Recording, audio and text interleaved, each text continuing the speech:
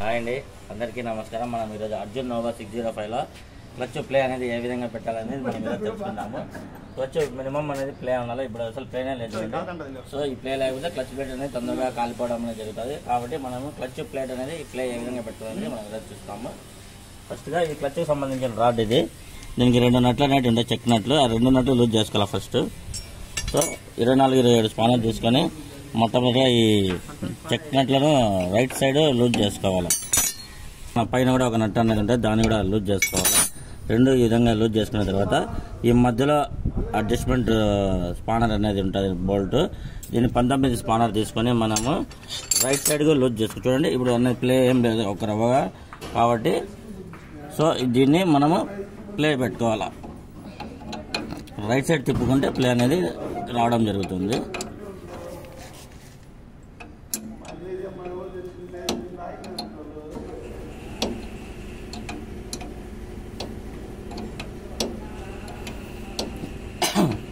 ఈ విధంగా లూజ్ చేసుకుంటే మనకి ఎంత ప్లే ఇప్పుడు ప్లే వచ్చింది చూడండి, ఈ విధంగా ప్లే అనేది ఉంటుంది.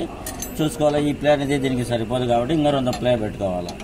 అర్జున్ బండికి ఎంత మ్యాక్సిమం ప్లే అనేది ఉంటే అంత క్లచ్ ప్లేట్ అనేది లైఫ్ రావడం జరుగుతుంది. ఫుల్ టైట్ ఉంటే క్లచ్ అనేది త్వరగా ఎత్తిపోతుంది. ఈ మాత్రం ప్లే అనేది సరిపోతుంది ఫ్రెండ్స్. సో ఈ మాత్రం మనం ప్లే పెట్టిన తర్వాత ఈ 2 చెక్లు అనేది మళ్ళీ లెఫ్ట్ సైడ్ తిప్పి డై అనేది క్లోజ్ చేసుకోవాలి. మనం మస్ట్ అండ్ షుడ్గా ఇది మర్చిపోకూడదు. ఇది ప్లే ఇది టైట్ అనేది ఖచ్చితంగా చేసుకోవాలి. లాక్ అనేది 2 నట్లు లాక్ చేసుకోవాలి. ఈ విధంగా చేసుకున్నాక స్పానర్ తీసుకుని దీనిలో కూడా టైట్ చేసుకోవాలి. ఈ విధంగా